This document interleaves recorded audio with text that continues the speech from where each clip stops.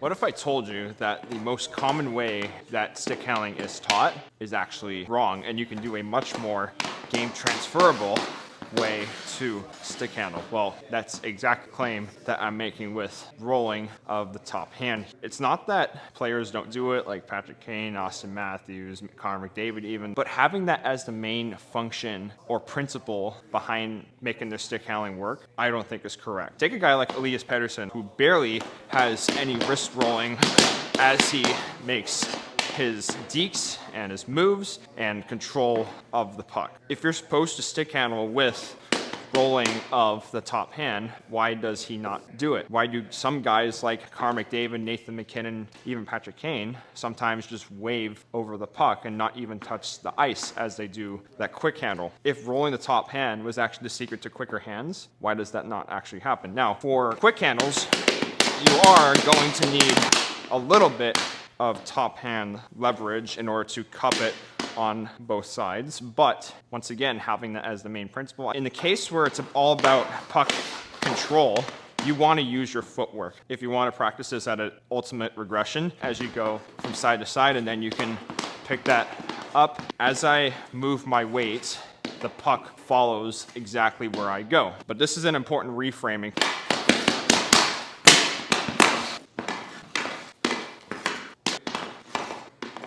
To be honest, guys, this kind of screwed up my mind too when I first thought of it, where instead of using the top hand to stick handle, as I looked more and more at these NHLers, I started to find out more and more and more that they actually were using their footwork to get around different obstacles and to control the puck. You notice that I'm basically moved everywhere with that. I didn't just use my hands to go around the obstacles. It's not that you can't use your hands to do such a thing like that. But if we're to tie it back to the principle that we want hockey to be easier, not harder to play, you actually want to utilize your footwork in every instance that you stick handle and control. So, for example, you can use the stutter mechanic to go side to side and stick handle from foot to foot.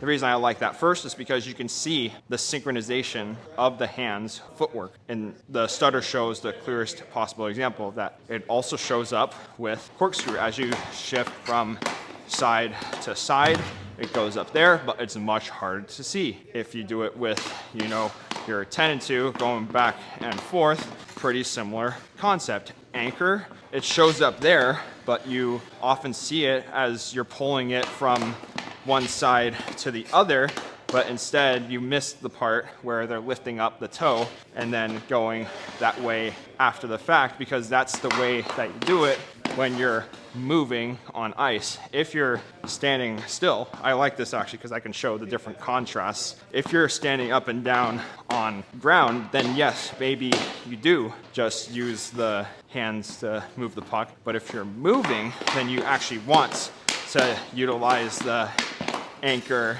and all the different types of movements that you do to aid your puck control and to aid your stick handling. Think of it as all of your skating mechanics guide the puck forward. And that's the reason that I like to utilize a puck, all of the skating mechanics. It's the same thing that the folks and coaches at Train 2.0 like to say it also, where you're using the skating to, once you learn of the concept of synchronizing your skating with your stick handling, you can use it with any of the 9 fundamental downhill skating mechanics. And for me, improve my stick handling drastically. I used to be obsessed with just using the top hand and then reaching as far as I could, getting the top hand away from the body in order to control the puck, practice reaching out super wide and then doing all these one-handed drills, using a weighted ball and puck and just being stuck with the top hand.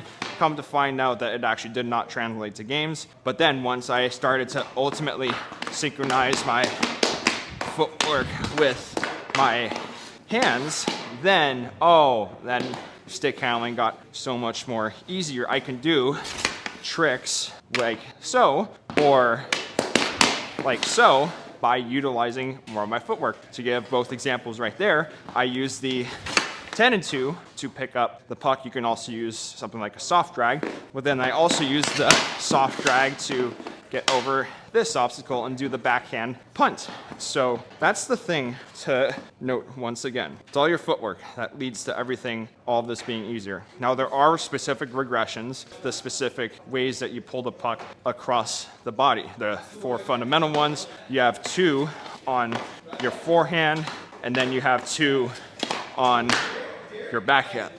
In addition to other things like tapping the puck forward, like what you would do with a traditional McDavid touch, you also have different quick handles at the heel, middle part of the blade, toe of your blade. Those are all little nuances, but in addition to the 4 vectors or pulls of the puck across the body, but they all, guarantee you, they all become easier once you get really good at the skating and you establish a base. You build from the ground up, as my folks at A2G say, with your hockey mechanics. Ground up in this case would be your skating mechanics. That would be the analogy and bringing a concept over from the 2 areas. So try out using your footwork to do your stick handling. Every move that you do with your stick handling, think of it as you have it synchronized with footwork. They happen at the same exact time. So like with this, you do a soft drag as you punt, and then you anchor to get it back underneath. And then if you want to go underneath again, you could do another anchor, you could do another soft drag. Clip of Barzal doing exactly that. Why don't I just show a lot more clips of NHLers doing it with their specific footwork, where you literally see them as they anchor, the puck follows the same direction that they're going, soft drag, and that follows the direction that they go there. If they stutter, does a little quick handle. If they corkscrew, the puck stays stationary. If they